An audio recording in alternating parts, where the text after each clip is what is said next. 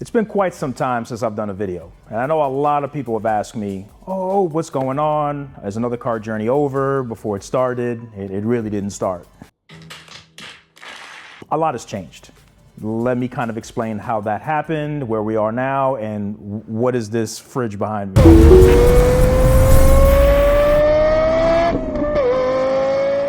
When I started this channel, the first thing I wanted to do is get a track car and take you on the journey with me to go on multiple tracks representing the Lexus brand. I really enjoyed Lexus as a brand. I enjoyed all of their F philosophy. Kind of thought that that was the main point, is to go to different tracks and experience what it's like taking a brand that's traditionally not known for racing and sports. Toyota is, but not Lexus, and then going that route. The problem is, Toyota kind of gave up on Lexus. Well, let's fast forward today and let's try to figure out what exactly happened. So the F brand as we know it was Lexus's attempt in getting into kind of like the BMW M category, right? They come up with these F cars. The philosophy is great. They have these engineers like Yaguchi-san and just a ton of the GR people that are now known for the new GR brand, but they were working in the background creating Lexus's performance brand, right? And it was called F, named after Fuji Speedway. A lot of the cars came out, and I thought that that was just an amazing thing. It actually brought me to the brand. It gave like once a kind of old dated brand some new life. And I figured that that was going to be the route that was going to kind of pique my interest into getting back into GT racing, right? Which is taking your car, going to HPDE events, going to all of, and I love racing. But I love the story of F more than Toyota does, apparently. So you see, maybe I should, let's do this really quick. Okay, this is a little bit better, all right? This is one of the shirts that I got at one of the races. I've attended so many races for Lexus and the Vasser Sullivan team representing that brand.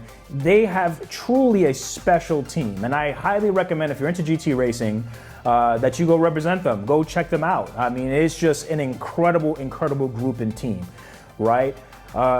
This branding, this logo, F, right, which stands for Fuji Speedway, really created an enthusiast market for Lexus that didn't exist prior. You know, when the ISF, the LFA came out, it really kind of set Lexus on a trajectory to be a BMW competitor. Not that BMW had an exotic car that was on the level of the LFA, but with the trickle down of the LFA DNA, high revving, engines, really focused on driving ambiance and dynamics, that trickled into a lot of the F products. The RCF, for instance, which people call the Frankenstein chassis, the iteration that came out with the Fuji Speedway edition and the track editions was by far the most impressive Lexus car I've ever driven. And I've driven everything, GSF, LC500, ISF, and it was absolutely incredible. They finally figured out how to dial in the package, offer things that actually affected performance, and it really set the bar for me on where Lexus was going in the next iteration. The only issue Lexus had with that chassis and that, actually with all of their cars, is this loyalty and stagnation of the 2UR GSE engine. And that, my friends, is a gift and a curse, right? The 2UR GSE is a phenomenal engine, but it is dated by today's standards power-wise. Its linear torque band is fantastic for revving out an engine. Unfortunately, it just doesn't make enough power to be competitive to anything. And that's what happens. I mean, the car ends up being a great experience, but it just doesn't, it's not competitive where today's market is right now in terms of turbocharged engines. Even naturally aspirated engines like the new Corvette are pushing just way higher performance kind of envelopes than Lexus is doing. And it just seemed like they were just wanting their car to stagnate. To go a decade without a significant increase in power on your entire performance brand is asinine. And don't give me the 2020 refresh of the 2UR GSE.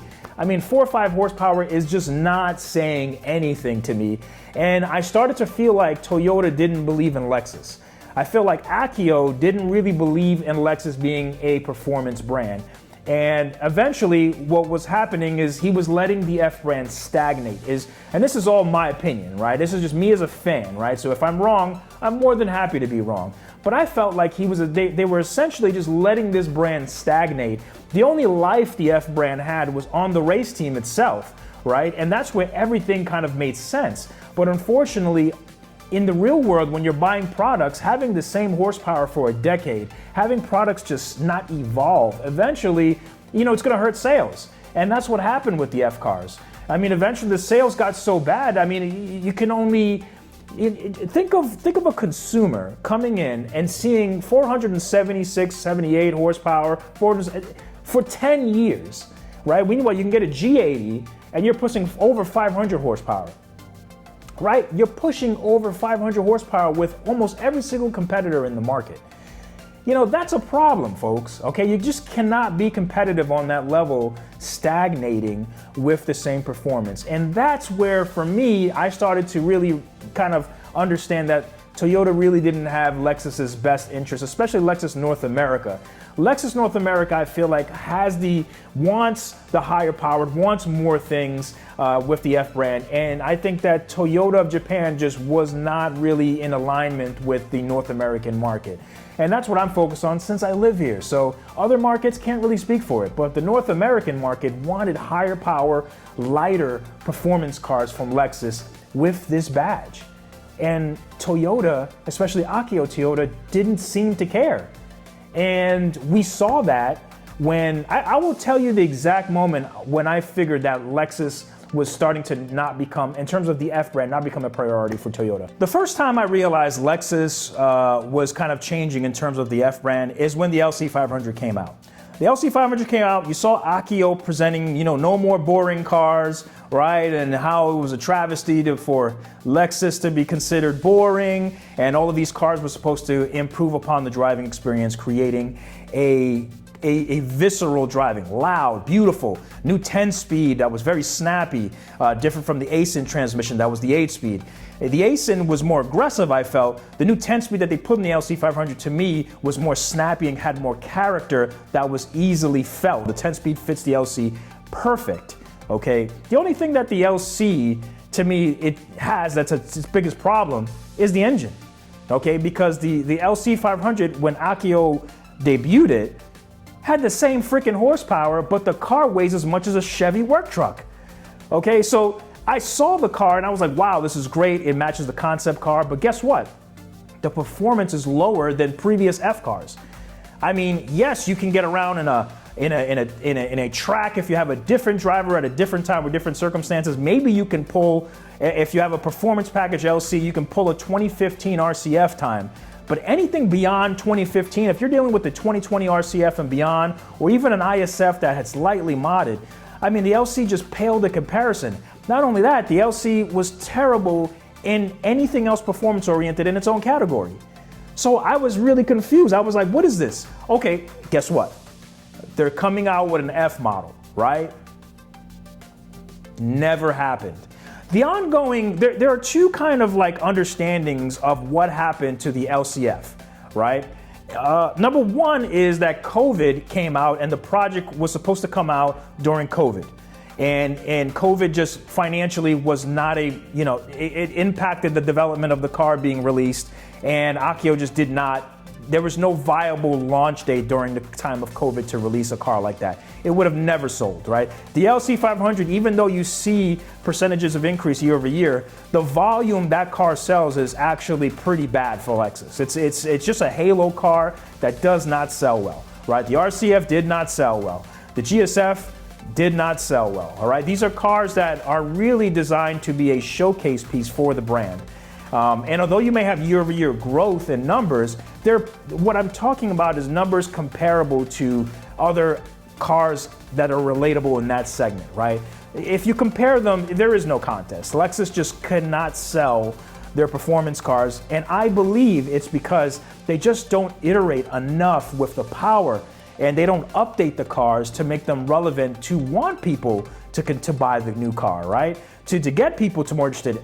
Also, Lexus has a huge problem, and they can't scale. Lexus cannot scale their pricing. Lexus price scaling is so out of whack with the market that buying a Lexus car, performance car, is gonna set you back over $100,000.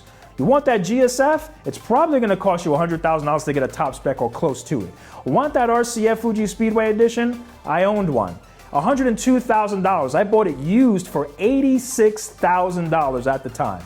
It was a $102,000 sticker on it, right? With an engine that was revised, but generally speaking, same horsepower as the RCF in 2015. And I had a 2021, okay?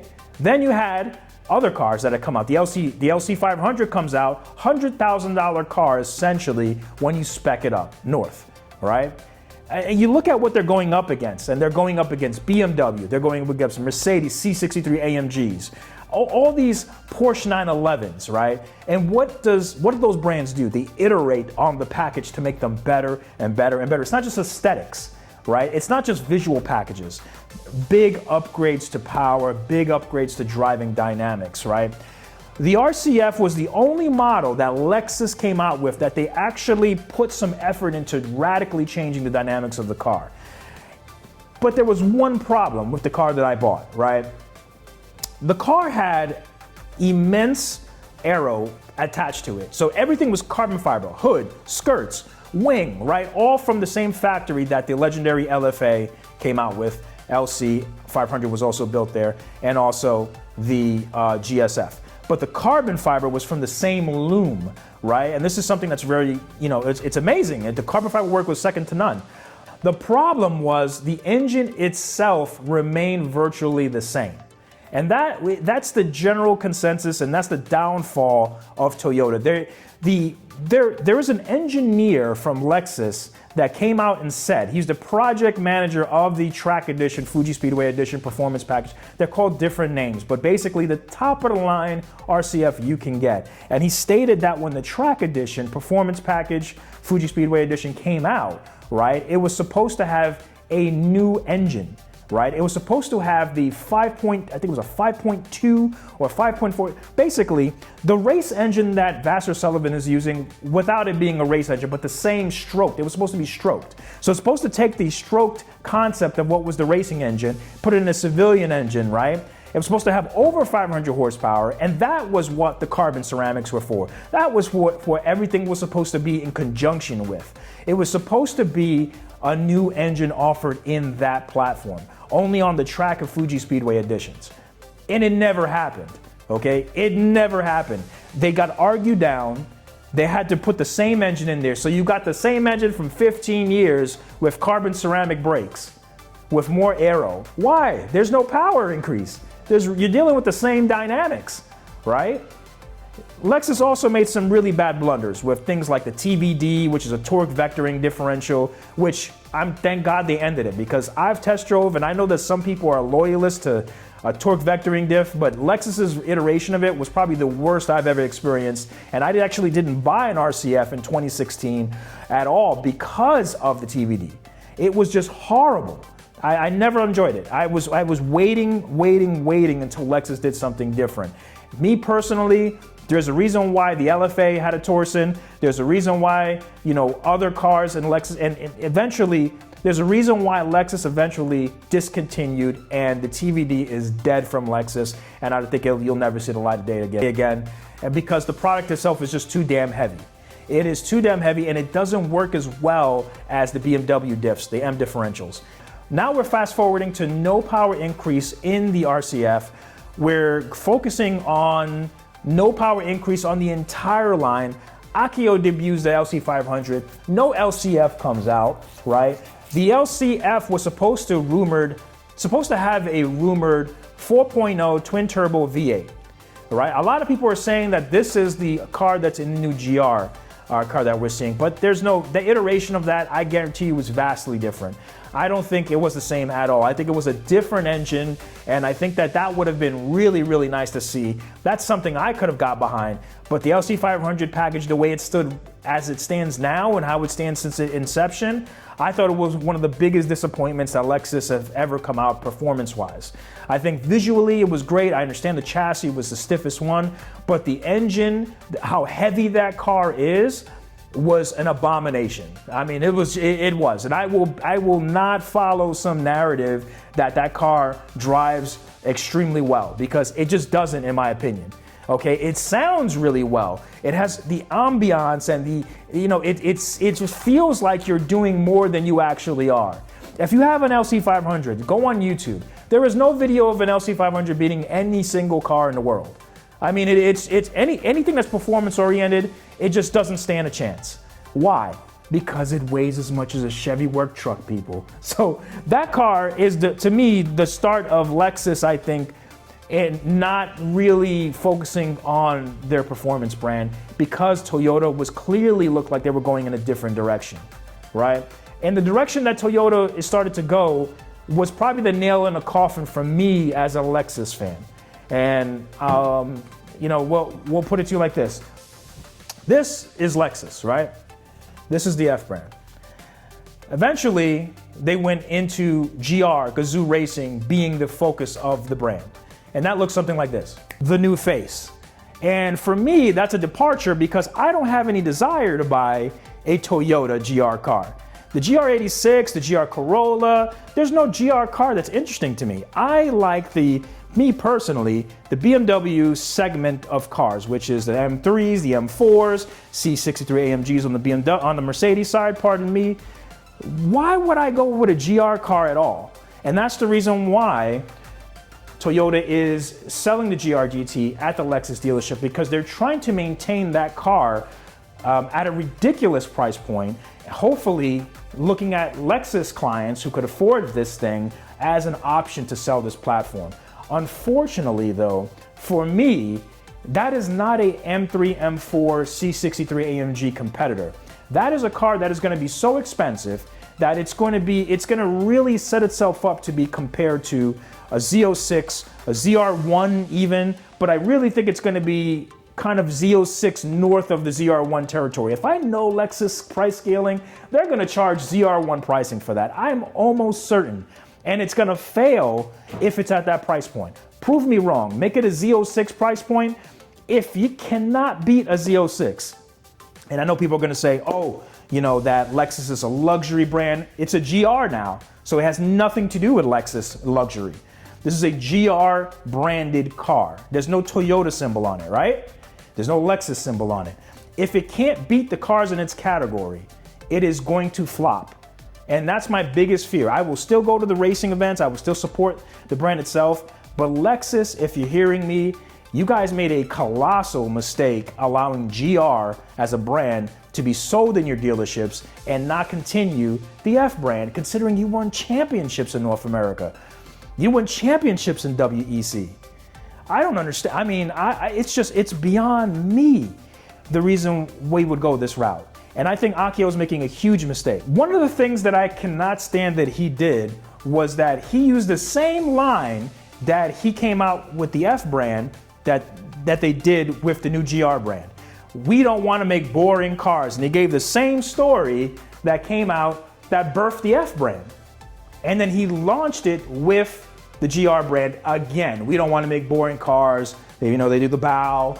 I mean, that was just absolutely ridiculous. To hear that again, this man launched the GR brand and never even mentioned the F brand at all. At that point, I had enough. I said, I just could not take it. My time with Lexus has been absolutely amazing.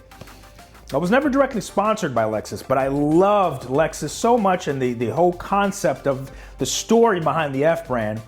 A gentleman named Mike Forsyth gave me the pleasure of being some at the racing events. He saw me there stalking them and kind of just like really trying to understand the race team. And he had allowed me and gave me the privilege to go to these events. And to be honest with you, he knows my passion. I mean, I think I'm a pretty basic person when it comes down to, he knows I'm an F brand person. I love Lexus. That's really what got me into the brand. This GR stuff doesn't tickle my fancy, to be honest with you. It just doesn't. And then the price points that they're gonna put these cars at are gonna be so out of whack because Lexus cannot price scale these things properly because they don't sell enough volume. So I love, the only thing that's interesting to me about Lexus is the new LFA2. It's supposed to be an EV, it's supposed to have 1,000 horsepower, it's supposed to have this amazing radical new transmission, and that's what I'm interested in. Am I interested in GR-GT? Absolutely not. I will support the GR-GT3 that's gonna be racing for Vasher Sullivan, definitely show up to the races still, but in terms of me as a fan looking at a Lexus dealership to go buy a GR-GT, I think that time is over for me. Which puts me into our segue into why we're here with this. Let's get to why this radically changed my view on vehicles, cars, everything. So let's go.